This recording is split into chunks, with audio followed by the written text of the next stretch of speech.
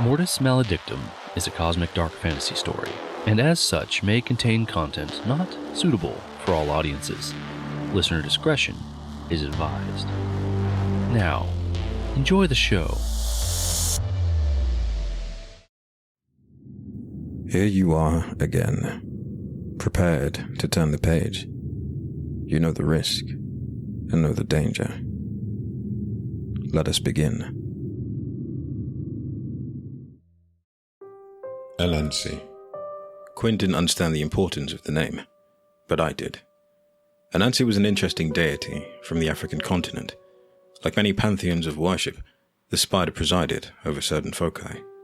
It held sway over chaos and trickery, among others, but those were the most relevant. Most vital was that if any celestial scholar looked back at the histories, no one could pinpoint Anansi's inception. It came from nowhere, springing up with a tale of its own origin. So it made its own nickname. Quinn stood off to the side of my table in the cave, pressing a strip of medical gauze to a laceration on his arm. It would appear so. There were none present when it came into existence, so all the congregation took its account. It isn't a rare occurrence. Great, but now that you know what it is, can you just go squish the bug before it rips anyone else apart? Oh, and while I'm on that, how the hell did that thing have the strength to kill the Apoluvic? Wasn't the mantle of the Malice Bastion supposed to make it damn near invincible? I held on to my answer for a moment, trying to keep my patience and find the right words to explain in the most efficient manner possible. I understand you cannot see the streams of energy like those of the ancient beings. However, if you could have, you would have seen how brightly Anansi glowed. It has grown fat on power stolen from somewhere. It was holding back against you, and I think it had too much to do with needing to expend it on more worthy prey. Quinn ripped the end of a piece of medical tape and wrapped it around the gauze in his arm. I'll choose to not take offense to you calling me a weak little peasant. I never called. I began, Quinn coming off. Oh, shut it. I was just messing with you. Gods below, you don't have the tiniest sense of humor, do you? Fire burned in my eyes. I saw the red glow reflect on Quinn's face. No, I don't have time for such minuscule indulgences. Alright, if you're so busy all the time, how do we beat Anansi before he goes on a butcher frenzy? Despite the mortal's fleeting lifespan, that was an inspired question. It wasn't hard to choose that question over all the others, and all other possible futures. The question Quinn asked was the most pressing. However, it was the words he used that had caused a chain reaction in my algorithmic consciousness. What would Anansi do? He would continue to kill Melusai until the Mortis is ready, and there are no others to oppose it. But he can't. Not while I have witnessed it. Once again, my name proved apropos. While it could continue its mission, realistically, it has lost its best defense. You have removed its anonymity. It will come and try to destroy us before it does anything else. To his credit, Quinn didn't immediately fall into a shattered mess at my words. He merely looked at me with what seemed a sullen resignation. So how do we tell everyone? There's got to be a critical mass, some number of monsters that we can gather up to beat it. We just tell everybody, so they can all go smash it, right? I have measured its power in my sight. We will inform the congregation at the wake. When will that happen? Quinn asked. He would be the first mortal to attend since Gilgamesh. Soon, the Grundir will open the way. It is held in an interstitial plane where all may gather. It alone can open the way, and the door will only remain while the wake lasts. We will tell them there. You will come with me. Quinn spent the next few hours working out what he would say and how he planned to survive the encounter with the congregation. It was wise of him to plan, and I left him to it. While he did this, I went to the pool in the center of my dimension. We had found the strand of Mortis, the splinter, in our reality. I had to tell the others. This was the most secret ritual of my long sentinel. Few beings knew the existence of other realities. Fewer still, even among the congregation, could communicate across them. Each reality sat as an island floating in an eternity of nothingness, where the Mortis Maledictum flowed like water. It hated everything outside of its control. At the beginning of everything, when time and gravity were new, the Archivist could see across the darkness to the other realities. The Mortis devoured many before anything knew what was happening. The first Melusai erected the barriers, and now only the Archivist of each world had access between them. That was what the plan had been, but as now is well known, it didn't work. The agent of the Mortis was already inside. Anansi built his webs connecting the worlds together, and he moved between them at will, avoiding the searching eyes of the Archivists. Anansi was smart and hid itself well, but now we had found it. We had found it, and I would tell my siblings across every remaining world what it was. I hadn't told Quinn, but I held little faith that this world would survive the confrontation. Anansi had used much of its power to destroy the Hyperluvic, but it had done so and absorbed its power. The mantle of the Malice Bastion had chosen the Hyperluvic because it was the most powerful being in the congregation. Anansi had still beaten it. Now it held what remained of its power in the Hyperluvics. This world had held the Mortis at bay for a long time. Endless Melusi had stepped up to defend against it, and they were all dead, their powers scattered like stardust. The congregation was no match for Anansi. However hopeless it was, I would never consider giving up. I had one purpose. There was but a single reason my siblings and I had created the Melusi. It kept the world safe while we ran our experiment across infinite realities, each time changing but a single thing. I hoped mine would be the one to survive, but I didn't see any future for myself. I could at least tell my brothers and sisters of the answer to their danger. Maybe their worlds would be more resilient than mine. When I stepped out of the pool, dispatch sent into the books of the other Archivists, I felt the flickers of the Grundir's power. Seconds later, a door opened in the mist of my cavern.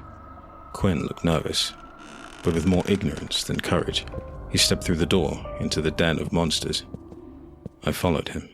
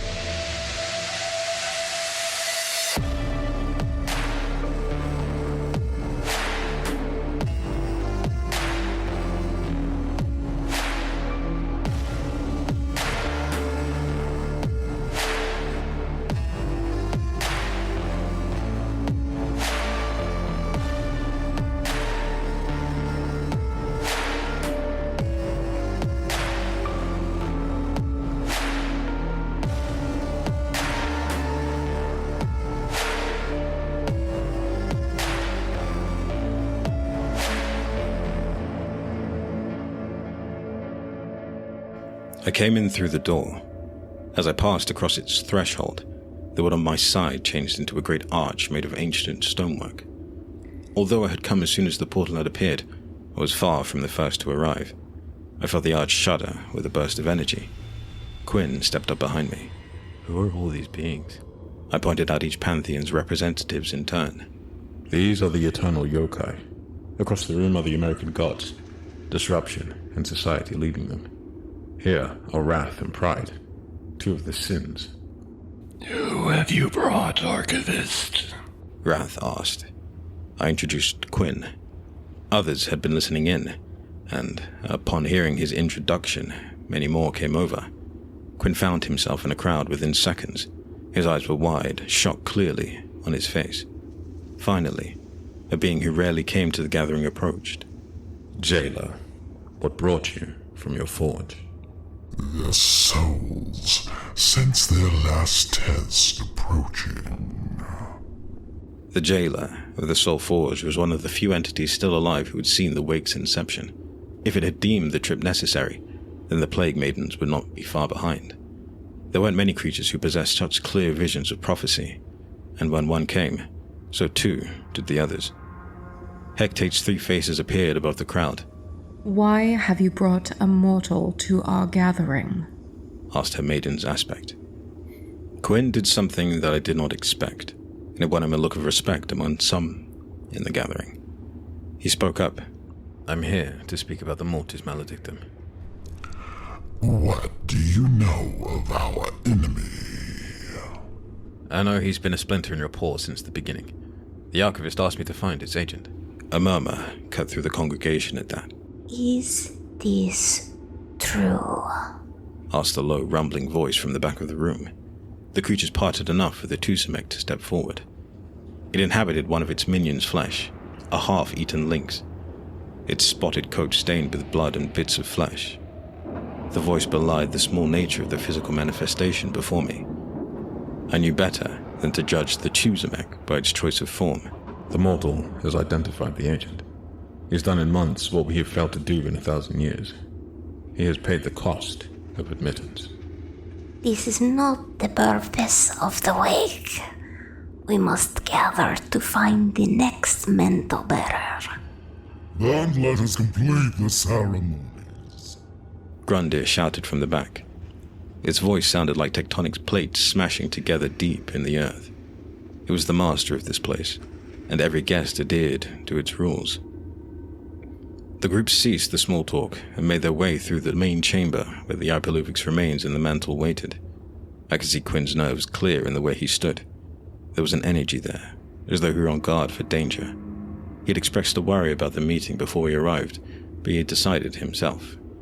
This somehow looked different. What is it? I asked him as the main congregation settled themselves into their places around the central plinth. There's something here that feels wrong. Something feels more wrong than everything else, he said, wincing at his awkward explanation. Your power is searching. I see it writhing around you like an angry wasp. Yeah, but what's bothering me is, if everyone is here, where's the Tuatha Dé?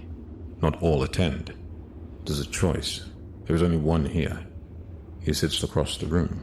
Ogma is there. I pointed over at him. Quinn shook his head. That is not Ogma. I've seen him in visions before. He looks the same, but he's wrong, somehow. The seated man must have sensed us speaking about him, and turned to look at the two of us. Archivist, there is something wrong. My blood calls to him. He's false. Every eye in the room turned to face us at Quinn's outburst. Slowly, Ogma, or the thing wearing its skin, stood. What is the meaning of this accusation? You are not Ogma. I feel myself pulling towards you. You wear his face, but you are Mortis. I could not feel any difference, nor could any other entity in the room. None of us held the spider's power imbued in our flesh. Slowly, Ogma's grimace turned upward at the corners. His voice, usually so smooth and musical, clicked as he spoke.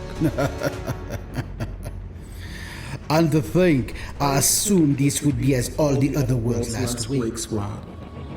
It is good that things can still surprise me. His skin split and fell away, the spider stepping out of its disguise. Do not worry, little mortal. I have devoured all of your gods. Their power now enhances my own. Take it as my compensation for your actions at the rift. Anansi, explain yourself. The mantle of the Malice Bastion spun in agitated circles above the crowd. I could feel its need to attack, but it required a host. You do not understand just how many worlds I have burned.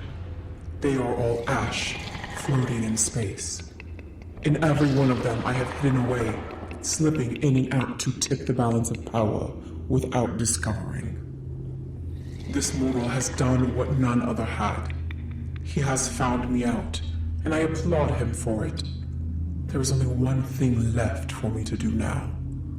Your world is balanced on the tip of a knife, and only a single thing could possibly stop it from falling. Every being in attendance was on their feet now, anger in their eyes and power writhing. They held themselves back out of fear. They did not want to be the first to attack, knowing it would be their end. Anansi had taken in too much power. If it wasn't in league with the Mortis, the mantle would have fallen to its shoulders. Now that you have heard my words, seen my deeds, I will end the struggle tonight. There are uncountable cracks in reality, and this world is set to fall. But for a single thing. There's always a bloody pigeon! Anansi surged forward at that, and before even I, who had seen the birth of the universe, could react, and it held me aloft in its mandibles. It snapped them shut, and my vigil ended. As my power leaked away from my physical form, I glimpsed the shards of my skull fall like flecks onto dust on the ground. Then a relief washed over me. I had done all I could, but this was not the world to succeed. In knowing, I finally relaxed. How do I start? I'll pick up from where he left off, I guess. I wasn't sure how to record any of this, but maybe the other archivists will find it. My name is Quinn. I'm sure he wrote something down about me. The archivist, this world's archivist, had me chasing down Anansi. I didn't know it at the time, but that was who it was. This is all just so confusing. We were supposed to go to the Archivist's wake. There, the mantle was supposed to choose a successor, but it all went wrong. After the blasted spider god killed the archivists, the others all ran. These were supposed to be the most powerful creatures in the world, the scariest monsters on Earth. And they ran. All of them ran. But they didn't get far. I ducked down and slid under the flying corpse of one of Hecate's aspects, the mother, I think. I ended up against the stone of the plinth, and next to me the archivists remained sound. It was strange that I didn't see his book when he stood facing down Anansi. But there it was. It peeked out of his blood-soaked robes and fragments of his broken skull. I grabbed it. I don't know why I did, but it felt wrong to just leave it for Anansi to find. The spider chased down the fleeing monsters. It leaped from one to another, dismembering them with its legs and shredding their remains with its pincers. The jailer strode forward and attacked it with a slash at Anansi's body, but his scythe seemed only to glance off its hardened carapace. He was the only one who had tried to slow the monster's rampage. None of the congregations made it to the archway back to their domains. Anansi charged forward and cut them off. They broke around them like water from a rock. But Anansi didn't sit idle. He reached out with 6 of his arms and pulled them into their doom. It didn't matter what they did to defend themselves. Anansi's scissor-like legs and serrated mandibles shredded their physical bodies. It drank in their power as they died, becoming ever more powerful. The Malice Bastion's mantle flowed above the heads of every battle. Every time it moved to pick a new host with a single stroke, Anansi took their heads off. The display of power was horrific. Finally, the room lay empty, and the spider moved to where I hid. It looked down at me. I could see myself reflected in its multifaceted eyes. Hello, little mouse. I leaned back, pressing myself into the cold stone of the plinth where Ipaluvik's remains still lay. You didn't think I forgot about you, did you? His voice clicked in what felt like utter delight.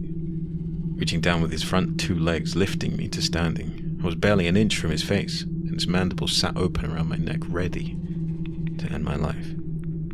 I thought it was over. How could I even breathe in the presence of Anansi's vast and dread power? And something I had never thought of happened. The Malice Bastion's mantle settled around my shoulders, cloaking me in its warm, fluttering fabric. I felt a surge shoot through my body. The Quiven Rima screamed inside my head, and I realized I was screaming in its voice. Anansi recoiled and dropped me. I hit the floor on one knee, my hands gripping the stone plinth beside me. There was a stream of green-white light that flew from my chest. It curled up into the air between Anansi and me for just a moment, then it soared over to the spider and into him. He cackled in his clicking voice. What was mine Has returned. Now, what to do with you? I could feel the power of the mantle, but I had seen Anansi destroy the Ipaluvik before it had eaten the Archivist and the rest of the congregation. I could not stand against it. There is no other here to hold the mantle. But someone must hold it. I see no reason you cannot keep it. After all, if I killed you, it would leave this plane and find another, eventually. You, little mouse, are no danger. Others may prove to be more of a nuisance. If ever you had gods to pray to before I ate them, I would have had you thank them for your luck. No, I will spare you, and let you watch your world burn. It clicked once more and left through the archway. I went through the arch after Anansi had left. I didn't know where he would have gone. My sense of him left with the power the mantle ejected. I expected to arrive back in the Archivist cave, but I blinked in the dazzling sunlight where I stepped out. I stood on the street, in my place in Edinburgh. What else could I have done at that moment? I went home. I moved here a few months before Ari showed up because I had to get away from my reputation as a raving lunatic in Dublin. The Queer and Rima had the full run of my brain back then, and it made finding work pretty difficult. There was mail piling up in front of my door, and I and picked it up. That simple act seemed like the first ordinary human thing I had done in too long. Moving inside, I cleaned off the mud of Myanmar, the blood of the wake, and changed clothes. Finally done, the book still called to me. Somehow I kept enough wits about me to hold on to it. It felt old and heavy, but not unlike the other such tome I had felt months ago. The pages of a thick parchment bound with a stitching that glittered under the light. I opened it up and turned to a blank page. There was just so much I felt I had to record, to put down in ink, if for no other reason than to help me understand it all. I completed my mission and discovered the Anansi. Then, when everything went off the rails, I inherited a new mission. I was the Malice Bastion now. Was there supposed to be some call to tell me what to do, like when I sensed the spider? I began writing. Starting was hard, but once I finished the first sentence, the next was easier. After a moment, it felt as though a floodgate had opened in me, and my hand moved of its own devising. I felt the first page, and then another. Turning the next, I saw there were already words flowing across its surface. The handwriting was smooth, with perfect looping whorls. I could read the words written there, even though it was not in any language I had studied before. Anansi's power may have been gone, but the quivering Rima was still inside my mind. It gave me a strange sense of familiarity, something to latch onto in my flailing sanity. I'm actually feeling nostalgic for the quivering Rima. How fucked up is that? And something even stranger happened. The text moved, it shifted, and more words appeared on the page. It looked as though the book was writing itself. I stared down at it and saw the line of text. Who is writing in the Archivist's book? I looked around as if I wasn't alone in my home. I wanted someone there to make sure I wasn't losing the final dregs of my mental fortitude. Tentatively, I picked my pen back up from where I had dropped it in shock at the moving words. My name is Quinn O'Connell, I wrote on the next line down. Quinn. The book wrote under my line. I recognize your name. The Archivist has recorded some of your story in the pages. Are you the jade book like the other I found? There was a long pause, and I wondered if the words would ever answer. No. I am the Archivist. I'm from another realm. Where is your world's Archivist? Suddenly, I felt a relief wash over me. It didn't matter that the Archivist had died, or that so many others had died. There was proof sitting right in front of me. Another world existed, and its Archivist was there, reading the same book. I wrote what happened. Which pages? The ones right before here. Once again there was a long pause. Eventually, the words resumed. I see. You are the new Malice Bastion? Yes. Good.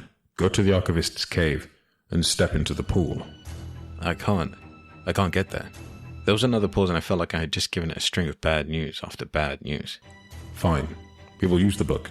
It is a more primitive method, and we cannot all converse simultaneously, but we will endure. Tell us everything, and then you will continue the Melusai's work. We don't take sponsorships or ad revenue, and we fund our show solely through the generous support of our listeners like you.